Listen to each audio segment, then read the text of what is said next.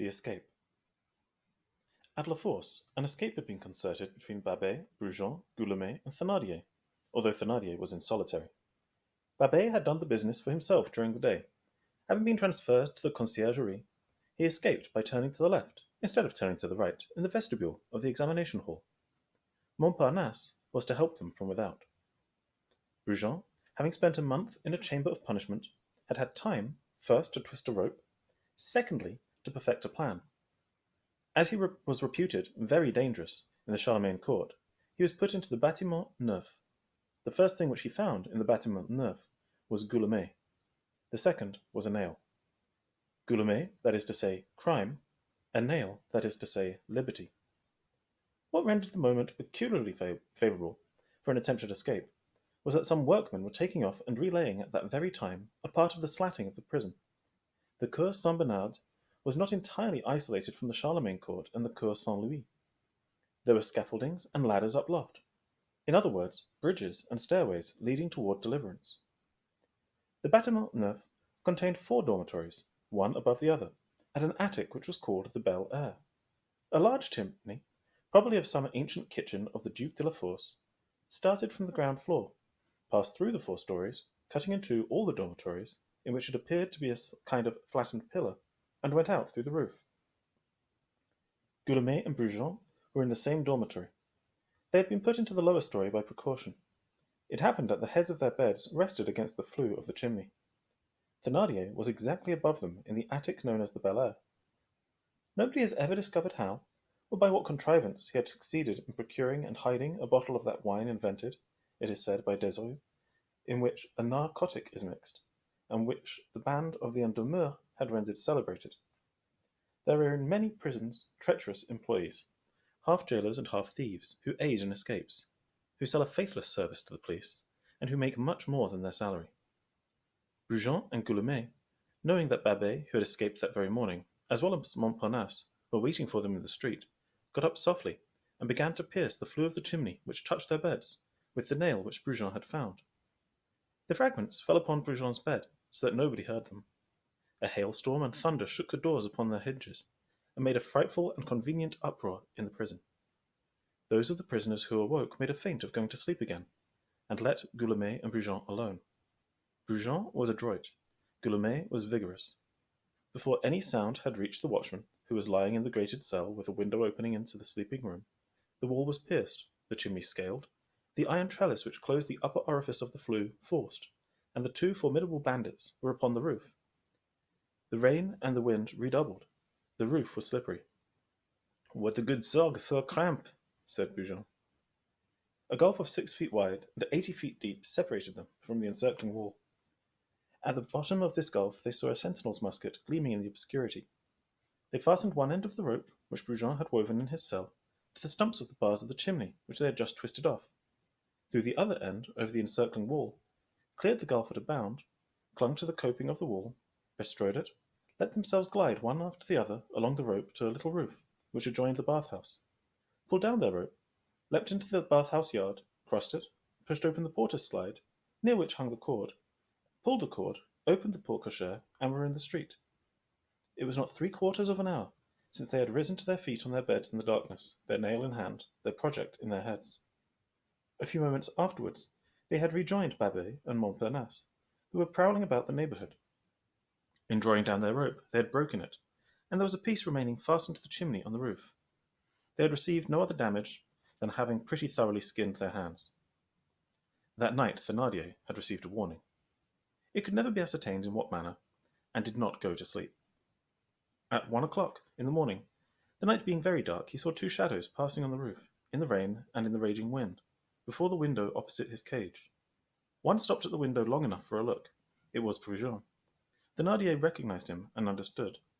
That was enough for him. Thénardier, described as an assassin, and detained under the charge of lying in wait by night with force and arms, was kept constantly in sight. A sentinel, who was relieved every 2 hours, marched with loaded gun before his cage. The Bel Air was lighted by a reflector. The prisoner had irons on his feet weighing 50 pounds.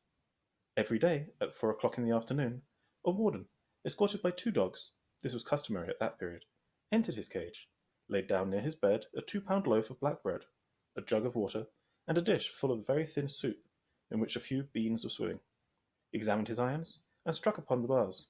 This man with his dogs returned twice in the night.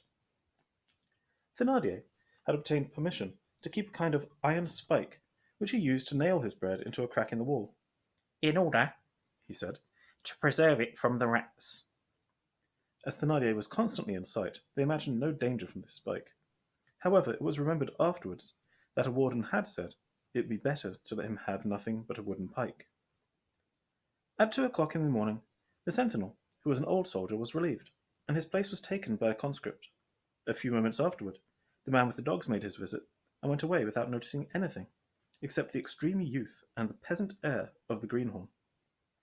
2 hours afterwards, at 4 o'clock, when they came to relieve the conscript, they found him asleep, and lying on the ground like a log near Thénardier's cage. As to Thénardier, he was not there. His broken irons were on the floor. There was a hole in the ceiling of his cage, and above another hole in the roof. A board had been torn from his bed, and doubtless carried away, for it was not found again. There was also seized in the cell a half-empty bottle, containing the rest of the drugged wine, with which the soldier had been put to sleep. The soldier's bayonet had disappeared. At the moment of this discovery, it was supposed that Thénardier was all out of reach. The reality is that he was no longer in the Bâtiment Neuf, but that he was still in great danger. Thénardier, on reaching the roof of the Bâtiment Neuf, found the remnant of Brujon's cord hanging to the bars of the upper trap of the chimney. But this broken end being much too short, he was unable to escape over the sentry's path, as Brujon and Guillaumet had done. On turning from the Rue du Ballet into the Rue du Roi de Sicile, on the right you meet almost immediately with a dirty recess. There was a house there in the last century, of which only the rear wall remains, a genuine ruin wall, which rises to the height of the third story, among the neighbouring buildings. This ruin can be recognized by 2 large square windows which may still be seen. The void which the demolished house left upon the street is half filled by a palisade fence of rotten boards supported by 5 stone posts. Hidden in this enclosure is a little shanty built against that part of the ruin which remains standing. The fence has a gate which a few years ago was fastened only by a latch. Thénardier was upon the crest of this ruin a little after 3 o'clock in the morning. How had he got there? That is what nobody has ever been able to explain or understand. However this may be, dripping with sweat, soaked through by rain, his clothes in strips, his hands skinned, his elbows bleeding, his knees torn, Thénardier had reached what children, in their figurative language, call the edge of the wall of the ruin. He had stretched himself on it at full length, and there his strength failed him. A steep escarpment, 3 stories high, separated him from the pavement of the street. The rope which he had was too short.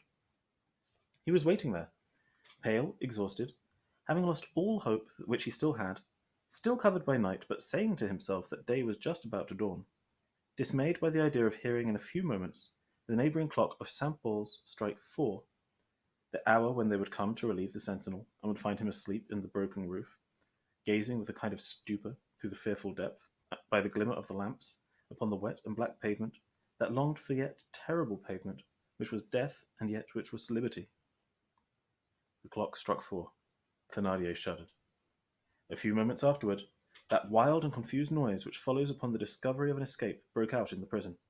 The sounds of doors opening and shutting, the grinding of gratings upon their hinges, the tumult in the guardhouse, the harsh calls of the gatekeepers, the sound of the butts of muskets upon the pavements of the yards reached him. Lights moved up and down in the grated windows of the dormitories. A torch ran along the attic of the Bâtiment Neuf. The firemen of the barracks alongside had been called. Their caps, which the torches lighted up in the rain, were going to and fro along the roofs. At the same time, Thénardier saw in the direction of the Bastille a whitish cloud throwing a dismal pallor over the lower part of the sky. He was on the top of the wall, 10 inches wide, stretched out beneath the storm, with 2 precipices, at the right and at the left, unable to stir, giddy at the prospect of falling, and horror-stricken at the certainty of arrest, and his thoughts, like the pendulum of a clock, went from one of these ideas to the other. Dead if I fall, taken if I stay. In this anguish, he suddenly saw, the street being wrapped in obscurity, a man who was gliding along the walls, and who came from the direction of the Rue Pavée, stop in the recess above which Thénardier was. It was, as it were, suspended. This man was joined by a second, who was walking with the same precaution. then by a third, then by a fourth. Thénardier, not being able to distinguish their faces, listened to their words with the desperate attention of a wretch who feels that he is lost. Something which resembled hope passed before Thénardier's eyes. These men spoke argot. The first said, in a low voice, but distinctly, Décaron, what is it, me maquillon isigo? The second answered, Il a skill enough to peut-être for the rabouin and le coqueur going by. There's a crevier there, car he's a gaff. Should we let them embarrass us ikisaye? These two words, isigo and isikai, which both mean isi, here, and which belong the first to the argot of the barrière, the second to the argot of the temple, were revelations to Thénardier. By isigo he recognized Brujon, who was a prowler of the barrière, and by isikai, Babet, who among his other trades had been a second-hand dealer at the temple. Meanwhile, the third put in a word. Nothing is urgent yet. Let us wait a little. How do we know that he does not need our help? By this, which was only French, Thénardier recognized Montparnasse, whose elegance consisted in understanding all argots and in speaking none. As to the fourth, he was silent, but his huge shoulders betrayed him.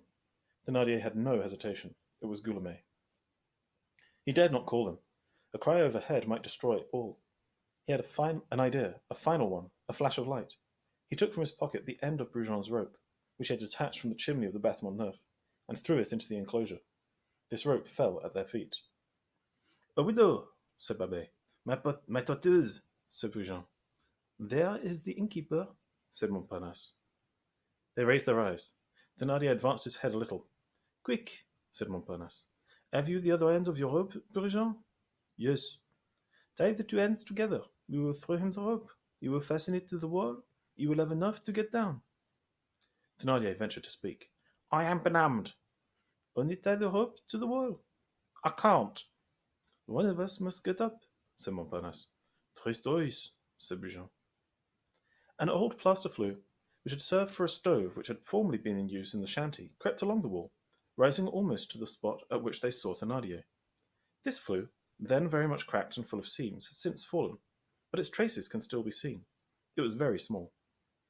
We could get up by that, said Montparnasse. By the flue, exclaimed Babet. An orgue, never. It would take a million. It would take a million, said Brujon. Where can we find a brat? Said Guillaume. Wait, said Montparnasse. I have the thing. He opened the gate of the fence softly, made sure that nobody was passing in the street, went out carefully, shut the gate after him, and started on a run in the direction of the Bastille. 7 or 8 minutes elapsed. 8,000 centuries to Thénardier. Babet, Brujon, and Guillaume kept their teeth clenched. The gate at last opened again, and Montparnasse appeared, out of breath, with Gavroche. The rain still kept the street entirely empty. Little Gavroche entered the enclosure, and looked upon these bandit forms with a quiet air.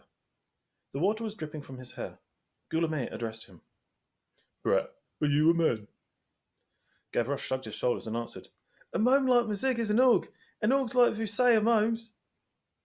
How the mion plays with the spittoon, exclaimed Babet. The Montpartinon isn't maquille or faut-il you say, added Brujon. What is it you want? Said Gavroche. Montparnasse answered, To climb up by this flue. With this widow, said Babet. The gamin examined the rope, the flue, the wall, the windows, and made that inexpressible and disdainful sound with the lips which signifies, What's that? There is a man up there whom you will save, replied Montparnasse. Will you? Added Brujon. Casey, answered the child, as if the question seemed to him absurd, and he took off his shoes. Guillaume caught up Gavroche with one hand, put him on the roof of the shanty, the worm-eaten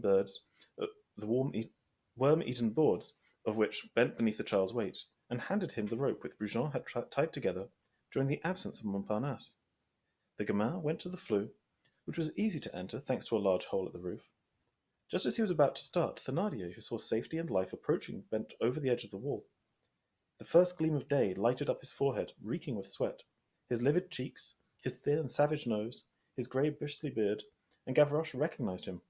Hold on, said he. It's my father. Well, that don't hinder.